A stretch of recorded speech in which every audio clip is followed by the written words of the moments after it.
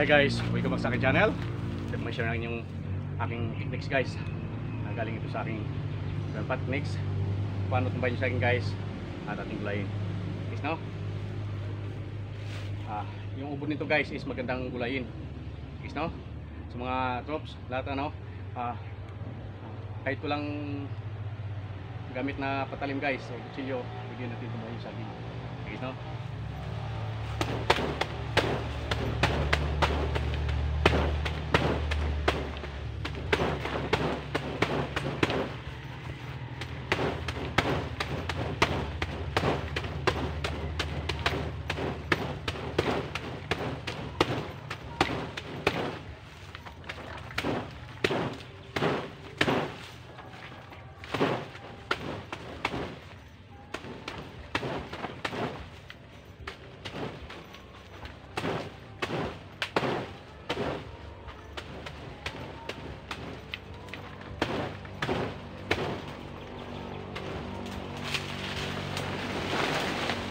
So,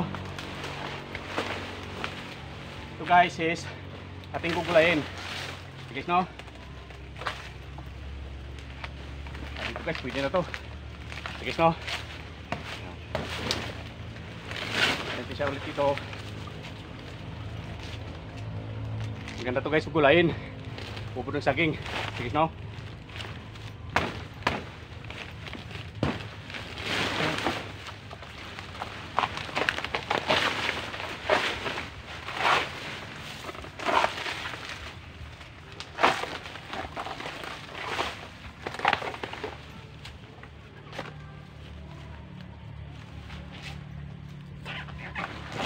Guys no? Marap ang saging dito. Guys no? Ito guys is may mga diabetic. Guys no? Mga gout. Guys maganda itong saging. Ubod ng saging. Guys no? Yan. Natin dito.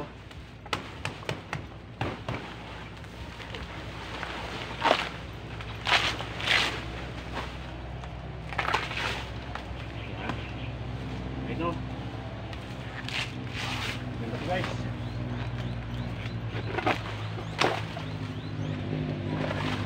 So, may mga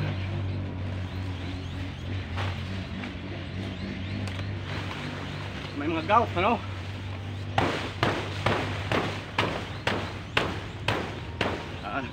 Sige ito.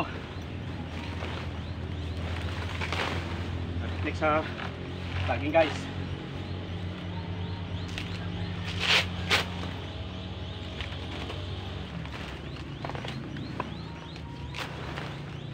So, hindi pa alam, yung ubod ng saging guys is gamot sa gout, yung mga rheuma, bisa to guys.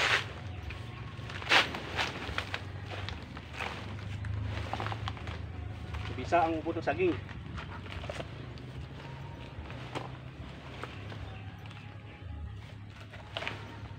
So guys no, yung hindi pa alam, maganda yung ubod ng saging. Okay guys no?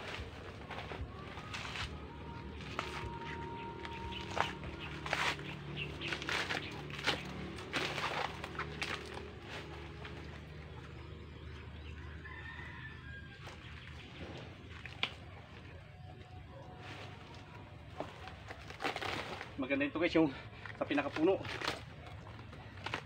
Guys no?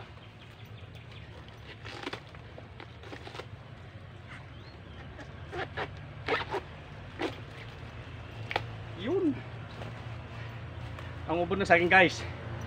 Inuhaw na tayo ngayon guys no. Masarap ito. Sige no. Yung mga hindi pa alam, yung ubod ng saging is nung ano guys, nauhaw ka, may diabetic ka, the best ito guys. No guys, haluan ko siya ng sardinas or gigisahin ko siya guys na. Kinakain ito guys, yung ubod ng saging. Sa mga hindi pa alam, napakabisa ito sa gout. Kung mayroon ka mang UTI, the best ang ubod ng saging. So guys no. Yan.